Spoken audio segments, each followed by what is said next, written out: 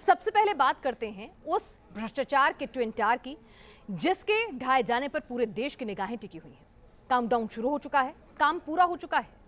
28 अगस्त को नोएडा के ये ट्विन टावर गिरा दिए जाएंगे। आज हम आपको दिखाएंगे किस तरह और किस किस्म की तकनीक के जरिए ये ट्विन टावर गिराए जाएंगे, और जब ये गगनचुंबी इमारतें गिरेंगी तो धरती पर कितनी धमक होगी, किस तरह टावर ब्लास्ट के नुकसान को रोका जाएगा और किस तरह आसपास के लोगों को, उनके घरों को इस धमाके से बचाया जाएगा।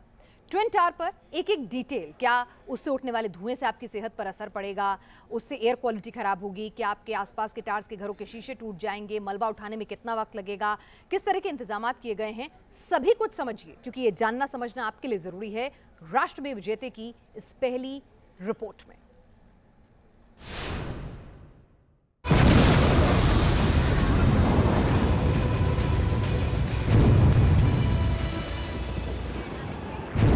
ऐसा ही धमाका होगा, कुछ ऐसी ही तस्वीरें सामने आएंगी 28 अगस्त को, जब गिराए जाएंगे नोएडा के ट्विन टावर।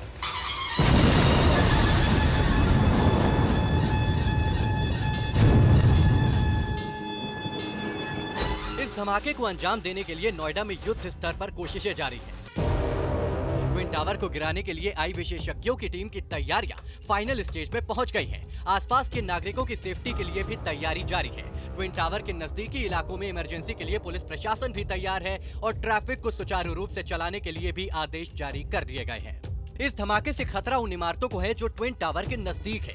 धमाके से पैदा हुआ कंपन या फिर अवशेष इन इमारतों को नुकसान पहुंचा सकते हैं। इसी वजह से इन कमजोर इमारतों को सपोर्ट दिया जा रहा है।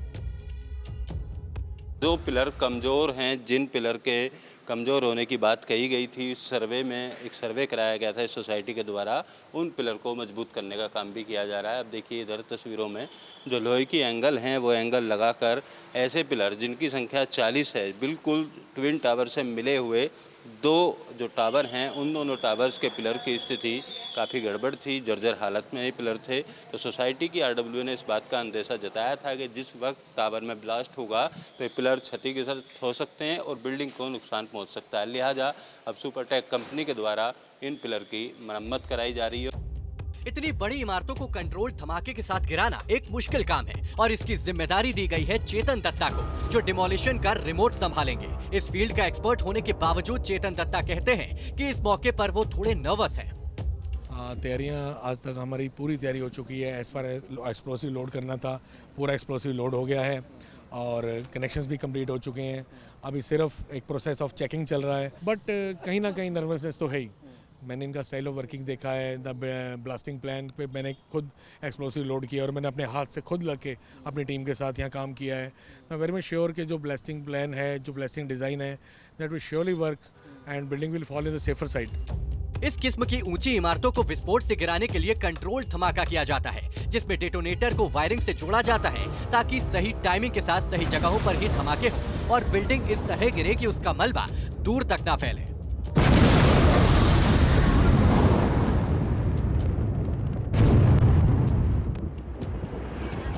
ट्विन टावर को गिराने से पहले सीबीआरआई की चेकिंग भी पूरी हो चुकी है। 26 अगस्त को तकरीबन 2 घंटे टावर में वायरिंग और सीमित धमाके की तैयारियों का परीक्षण किया गया। टावर गिराने वाली कंपनी एडिफाइस का कहना है कि सारी तैयारियों के बावजूद कुछ छोटी मोटी दिक्कतें हो सकती हैं।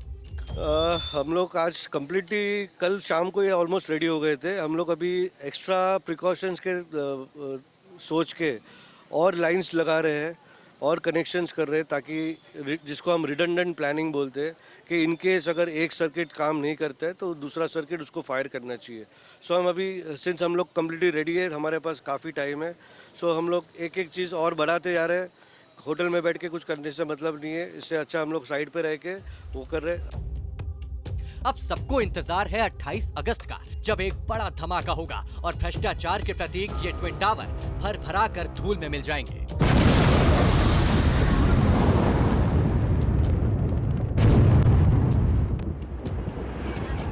नोएडा के इन दो ट्विन टावर्स को टूटने में अब महज 48 घंटे से भी कम का वक्त रह गया है। अपने टेलीविजन स्क्रीन पर आप देख रहे हैं भ्रष्टाचार की ये जो दो बड़ी इमारतें हैं, 32 मंजिला और 29 मंजिला, ये दो इमारतें रविवार 28 अगस्त को दोपहर 2:30 पर पूरी तरह झरने की तरह ढह जाएंगी। आज शुक्रवार के दिन नोएडा अथॉरिटी, प्रदूषण नियंत्रण बोर्ड व CBR की टीम ने इन इमारतों का दौरा किया है। ब्लास्ट टीम ने भी इन इमारतों का दौरा किया है और उसके बाद में कहा है कि रोजाना इन 32 मंजिला इमारतों का ब्लास्ट होने तक निरीक्षण किया जाएगा, ताकि ये जो प्रक्रिया है वो तयशुदा मापदंडों के साथ सही समय पर पूरी पुख्ता ताकत के साथ में पूरी की जा सके। वीडियो जर्नलिस्ट के साथ मणिदीप शर्मा, न्यूज़ नेशन। और ये आपको बताते हैं किस तरह से, किस तकनीक के साथ ट्विन टावर को जो है वो ध्वस्त किया जाएगा। ट्विन टावर में पूरी तरह से एक्सप्लोजिव जो है वो लगा दिया गया है और किस तरह से उसके एक एक टावर पर एक्सप्लोजिव लगाया गया है। पहले जो सेंट्रल पिलर्स हैं वो गिरेंगे और उसके बाद किस तरह से पूरी की पूरी इमारत जो है वो इनसाइड गिरेगी, क्योंकि आप सोचिए अगर ये मलबा जो है बाहर की तरफ गिरेगा तो आसपास के जो जितने भी टावर्स हैं उनको नुकसान हो सकता है। और जिस तरह से जो कंपन होगा, ये भी चेक किया गया है कि जो धरती में कंपन होगा तो नोएडा की इस धरती पर कितना अब तक का रिक्टर स्केल की तीव्रता का भूकंप आ चुका है, तो उसका भी हिसाब लगाना होगा कि कहीं ऐसा ना हो कि अगर उस भूकंप से इमारतों को नुकसान नहीं हुआ है तो उससे कम या उसके आसपास ही कंपन में हो अगर ये जब टावर गिरे। इस चीज़ का भी साइंटिफिकली खासतौर पर ध्यान रखा गया है कि किसी भी तरह से वहां पर इतना ज़्यादा कंपन आसपास ना हो कि वो दूसरी इमारतों को नुकसान पहुंचाए। तो ये तमाम फैक्टर्स, जब वहां पर आपने पूरा का पूरा एक्सप्लोजिव लगाया था तो ये तमाम चीज़ें जो हैं एक पूरे साइंटिफिक तरीके से की गई थी। ट्विन टावर गिराए जाएंगे, जब ये गगनचुंबी इमारतें गिरेंगी तो धरती पर कितनी धमक होगी, किस तरह से टावर ब्लास्ट के नुकसान को रोका जाएगा, आइए आपको बताते हैं।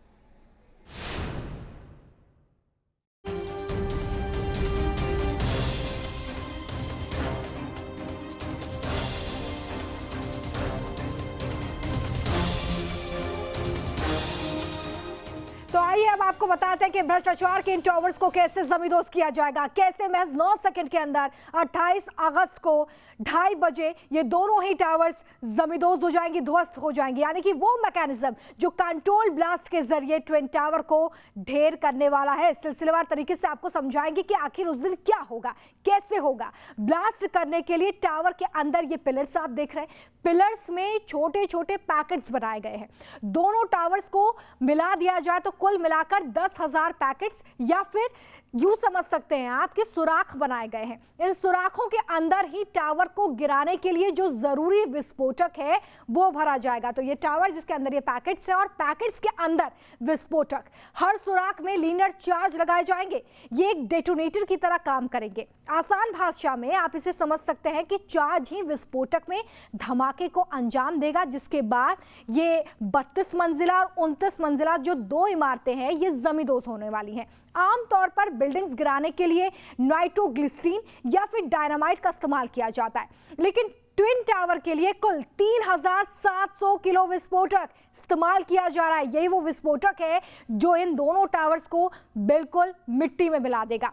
जब डेटोनेटर यानी कि चार्ज लगा दिए जाते हैं तो फिर इन सभी सुराखों या पैकेट्स को एक तार के जरिए आपस में जोड़ा जाता है, जिनको आप तस्वीरों में भी देख सकते हैं। पैकेट्स के अंदर ये विस्फोटक भरा है और विस्फोटक चार्ज के जरिए आपस में जोड़ दिए गए हैं। इन तारों को दोनों टावर्स में जाल की तरह फैला दिया गया है और जैसे ही कंट्रोल रूम से हरे कलर का बटन दबाया जाएगा तो सिर्फ 4 सेकेंड्स में, सिर्फ 4 सेकेंड्स के अंदर करंट चार्ज तक पहुंचेगा और एक एक करके कंट्रोल तरीके से ये दोनों ही टावर्स नीचे गिर जाएंगे, मिट्टी में मिल जाएंगे। इसको लेकर काउंटडाउन भी शुरू हो चुका है।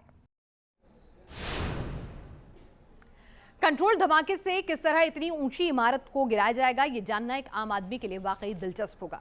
लेकिन धमाके की तस्वीरें देखने या उसे समझने के लिए करीब जाना खतरनाक भी हो सकता है। कुछ जरूरी बातों का आपको ख्याल रखना होगा। धमाके के दौरान या धमाके के बाद ब्लास्ट वाली साइट के नजदीक ना जाएं। अगर आप ट्विन टावर के नजदीक रहते हैं तो धमाके से पहले ही घर का बिजली, पानी और गैस का सप्लाई बंद कर दें।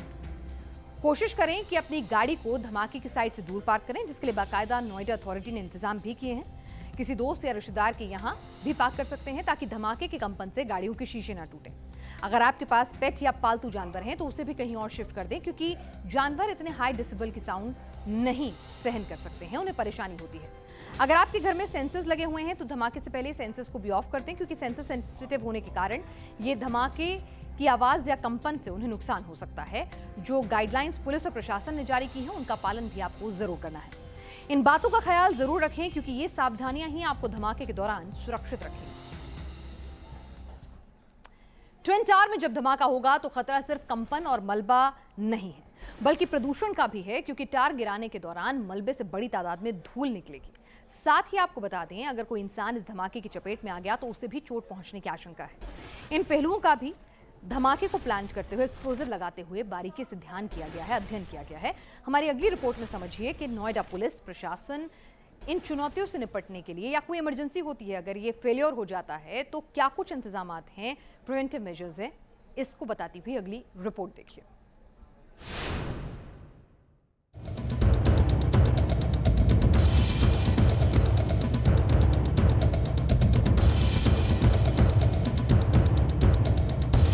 ट्विन टावर में कंट्रोल ब्लास्ट।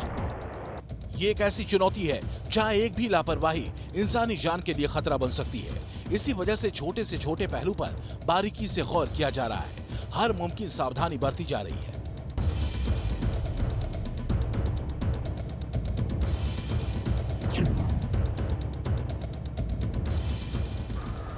दुनिया में जब भी जहां भी इस किस्म की बड़ी इमारतों को गिराया गया है तो ब्लास्ट के बाद मलबा धूल के बवंडर का सबब बन गया है, और यही धूल इस इलाके की एयर क्वालिटी को खराब करती है।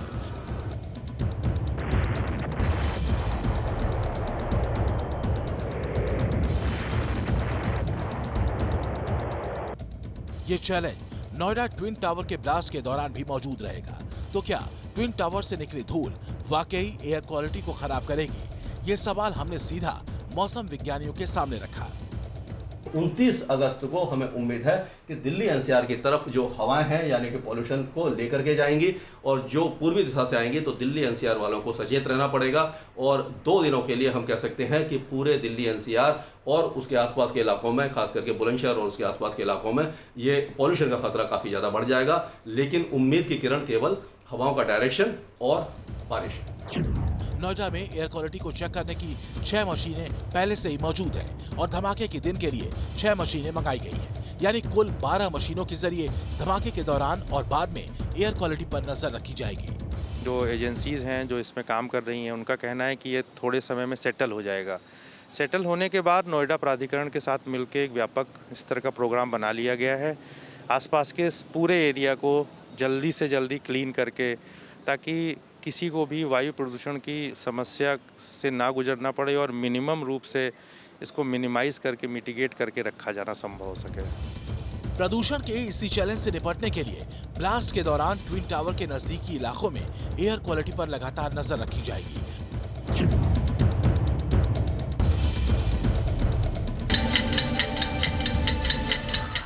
ट्विन टावर ब्लास्ट से लोगों को जान माल की हानि न हो, इसका भी पूरी तरह ख्याल रखा गया है।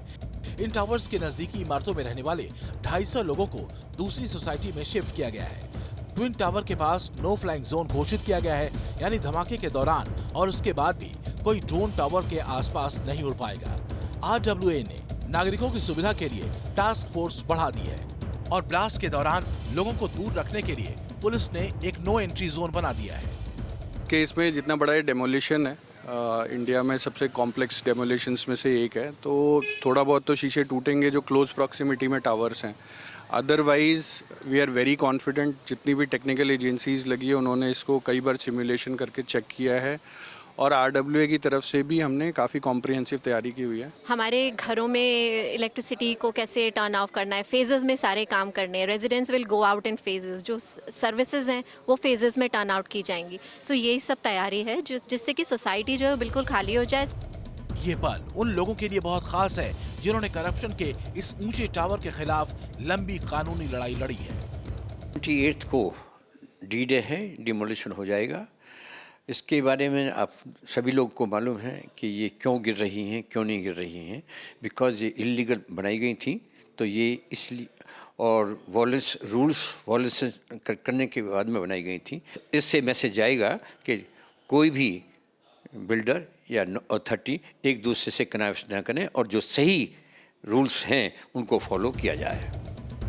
तैयारियां पूरी हो चुकी हैं और अब फाइनल बटन दबने का इंतजार है और इसी बटन के दबते ही महज 15 सेकंड्स के अंदर ये ट्विन टावर इतिहास में दफन हो जाएंगे। नोएडा से मणिदीप और अमित चौधरी के साथ Himanshu Sharma, news nation. Twin tower में ब्लास्ट और इस दौरान ट्रैफिक को मैनेज करने के लिए नोएडा पुलिस के 500 कर्मी तैनात होंगे।